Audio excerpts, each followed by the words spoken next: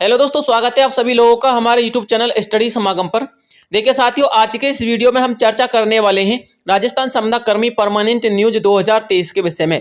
देखिए दोस्तों, बड़ा दुख होता है जब अन्य स्टेट की जो सरकारें हैं वो संविदा कर्मियों को लेकर के कोई ना कोई न्यूज देती रहती है या फिर संविदा कर्मियों के हित में कोई ना कोई काम करती रहती है। यानी कि एक शब्द में यदि कहना चाहूँ तो दोस्तों संविदा कर्मियों को परमानेंट कर देती है। लेकिन साथियों, दुख इसलिए होता है क्योंकि जो हमारे राजस्थान की सरकार है वो दोस्तों संविदा कर्मी के लिए कोई काम करना ही नहीं चाहती। जैसे ही साथियों संविदा कर्मी के लिए कोई काम करने की बारी आती है तो दोस्तों ये सरकार कोई ना कोई बहाना ढूंढ लेती है या फिर कोई ना कोई ऐसा रास्ता निकाल लेती है जिससे ये संविदा कर्मी ना तो कभी नियमित हो पाते हैं और न ही संविदा कर्मियों के लिए एक संतुष्टिपूर्ण जवाब हमारी सरकार के माध्यम से आ पाता है। जैसा कि साथियों अब की बार तुम लोगों ने देख लिया होगा, अब की बार दोस्तों चुनाव होने वाले और चुनाव होने के टाइम पे दोस्तों संविदा कर्मियों को नियमित करने का सबसे अच्छा अवसर होता है। लेकिन साथियों क्या करें, हमारी इस राजस्थान सरकार ने जो काम किया बड़ा लाजवाब किया। इसकी तो साथियों जितनी प्रशंसा की जाए उतनी ही कम है। लोगों को यानी कि हमारे संविदा कर्मियों को नियमितीकरण का सपना दिखा करके अब चुप लगा के बैठी हुई है। यानी कि हमारी राजस्थान सरकार को ऑलरेडी पता था, उसका जो चक्रव्यूह था उसको ऑलरेडी पता था कि हमको चक्रव्यूह से कैसे खेलना है। ठीक है, अब देखिए साथियों इस वीडियो के माध्यम से मैं आपको एक छोटी सी अपडेट देने वाला हूं।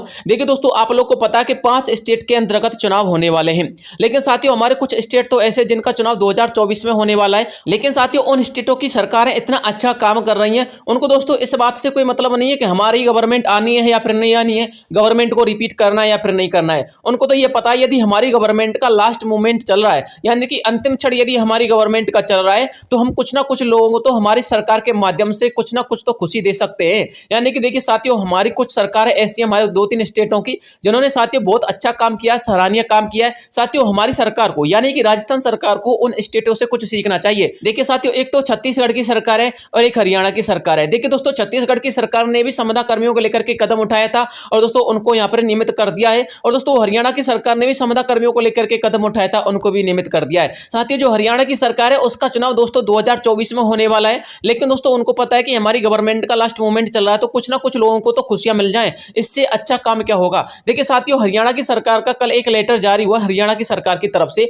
दोस्तों उसने मेडिकल डिपार्टमेंट के कैंडिडेट्स को क्या कर दिया, परमानेंट कर दिया है। और साथियों इसमें सबसे बड़ा पॉइंट तो यह है कि हमारे जो हरियाणा की सरकार है दोस्तों उसने ऐसे कोई सेवा नियम नहीं बनाए जिन सेवा नियमों के तहत हमारे जो संविदा कर्मी है वो क्राइटेरिया को बिलोंग ही ना कर पाए। लेकिन साथियों हमारी राजस्थान सरकार ने ऐसे सेवा नियम और ऐसे दोस्तों संविदा कर्मियों को परमानेंट करने के नियम बना दिए जिसके क्राइटेरिया को दोस्तों 1,10,000 में से मात्र 20 से लेकर के 25,000 जो है कर्मचारी फुलफिल कर पा रहे हैं। लेकिन साथियों आपको पता होना चाहिए जो हमारी हरियाणा की सरकार है उसने 9 वर्ष वाले कैंडिडेट को भी परमानेंट कर दिया और 15 वर्ष वाले को भी परमानेंट कर दिया। और साथियों कल की डेट में उन्होंने एक लेटर और जारी किया है दोस्तों, उसमें हमारे 5 वर्ष वाले जो कर्मचारी हैं, देखिए मैं आपको ये लेटर दिखा देता हूं साथियों। इस लेटर के माध्यम से हमारे मेडिकल डिपार्टमेंट के अंतर्गत जो 5 वर्ष वाले कर्मचारी हैं दोस्तों उनको भी परमानेंट कर दिया। यानी कि जिन कर्मचारियों को 5 वर्ष का अनुभव है दोस्तों उनको भी परमानेंट कर दिया। हालांकि साथियों हरियाणा सरकार अपने अन्य डिपार्टमेंटों में भी काम कर रही है इन कैंडिडेट को परमानेंट करने का। लेकिन साथियों जैसे जैसे वो डिपार्टमेंट के हिसाब से परमानेंट करती जा रही है उस हिसाब से दोस्तों उनका नियमितीकरण लेटर जारी करती जा रही है।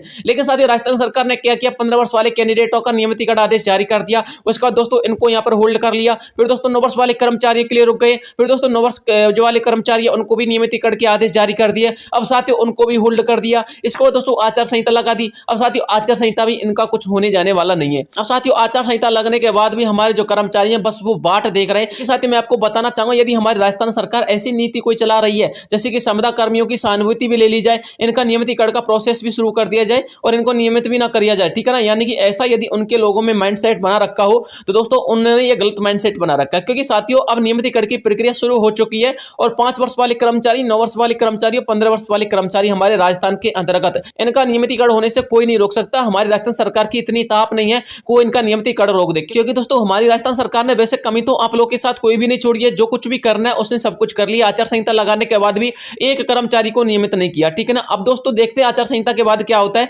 लेकिन साथियों हमको भी जहां तक उम्मीद लग रही है हमारी यही कांग्रेस सरकार दोबारा से रिपीट होने वाली है। और साथियों यदि रिपीट हो जाती है और ये नियमितीकरण की प्रक्रिया को स्थगित कर देती है, क्योंकि साथियों ऐसी संभावना देखने को मिल सकती है कि ये जो नियमितीकरण की प्रक्रिया इसको स्थगित भी कर सकती है, ठीक है ना। यदि साथियों इसको स्थगित करती है या फिर इसको रद्द करती है तो दोस्तों हमारी इस सरकार सरकार की इतनी ताप नहीं है कि इस प्रक्रिया को स्थगित कर दे या फिर रद्द कर दे, क्योंकि साथियों हम इससे जबरदस्ती नियमितीकरण के आदेश जारी करवा देंगे। 5 वर्ष वाले कर्मचारी, 9 वर्ष वाले कर्मचारी, 15 वर्ष वाले कर्मचारी निश्चिंत रहिएगा। लेकिन साथियों मैंने आपको ये वीडियो इसलिए बनाया क्योंकि हमारी राजस्थान सरकार को हमारे अन्य स्टेटों की जो सरकार है उनसे कुछ सीखना चाहिए, क्योंकि उनको पता है कि हमारी गवर्नमेंट का जब लास्ट मोमेंट चल रहा है तो कुछ कर्मचारियों के घरों में तो खुशी के दीप जल जाए, कम से कम कुछ कैंडिडेटों के लिए तो कम से कम खुशी मिल जाए। अब देखिए साथियों गवर्नमेंट आती रहती है जाती रहती है, लेकिन उनको ऐसा नहीं करना चाहिए था। अब देखिए दोस्तों यहाँ पर आप लोग देख सकते हैं 5 वर्ष वाले कर्मचारियों को हमारी हरियाणा सरकार ने जो है यहाँ पर परमानेंट कर दिया है। यहाँ पर दोस्तों आप लोग देख सकते हैं 17/10/2023 का ये लेटर है, ठीक है ना, यानी कि उन्होंने ऑफिस ऑर्डर जारी किया है। और दोस्तों उनका सैलरी देखिए, सैलरी उन्होंने कितना लिखा है, जिनका 5 ईयर्स का कार्यकाल पूरा हो चुका है वो परमानेंट हो चुके हैं। हरियाणा में 4800 रुपए ग्रेड पे के साथ वर्तमान में 65,000 रुपए सैलरी प्लस 15,000 रुपए इंसेंटिव को मिला करके हरियाणा का जो सीएचओ कर्मचारी होता है उसकी 80,000 रुपए सैलरी हो चुकी है। यानी कि जो कैंडिडेट आज से 20 से लेकर के 25,000 रुपए में काम कर रहा था साथियों, अब हरियाणा सरकार ने उसको 80,000 रुपए का मालिक बना दिया है। देखिए साथियों गवर्नमेंट चाहती तो कुछ भी कर सकती है, लेकिन कुछ कुछ गवर्नमेंट ऐसी होती है जिनकी मानसिकता संकीर्ण होती है, जो गवर्नमेंट चाहती नहीं कि संविदा कर्मियों को नियमित किया जाए। लेकिन साथियों आपको चिंता करने की जरूरत नहीं है, क्योंकि दोस्तों आप लोग के नियमितीकरण की प्रक्रिया शुरू हो चुकी है, यानी कि नियमितीकरण का प्रोसेस शुरू हो चुका है। अब गवर्नमेंट के अंतर्गत इतना ताप नहीं है कि इस नियमितीकरण की प्रक्रिया को रद्द कर दिया जाए। तो साथियों हमारे जो 5 वर्ष वाले कर्मचारी है, 9 वर्ष वाले कर्मचारी है, 15 वर्ष वाले कर्मचारी है, आप लोग निश्चिंत रहिएगा, आपको फल जरूर मिलेगा लेकिन लेट मिल सकता है। और दोस्तों आपको भी पता है सब्र का फल तो हमेशा मीठा ही होता है, ठीक है ना। हालांकि मुझे पता है बिना संघर्ष के ये लोग कुछ देंगे नहीं, संघर्ष तो आपको करना ही पड़ेगा, लेकिन साथियों संघर्ष के लिए भी आप लोग तैयार रहिएगा। देखिए गवर्नमेंट बनने वाली है, राजस्थान सरकार में चुनाव भी होने वाले हैं, 1-2 महीने का टाइम है। अब देखते हैं साथियों क्या होता है। यही अपडेट थी जो मैं आप लोगों तक पहुंचाना चाह रहा था। बस साथियों में कंपैरिजन कर रहा था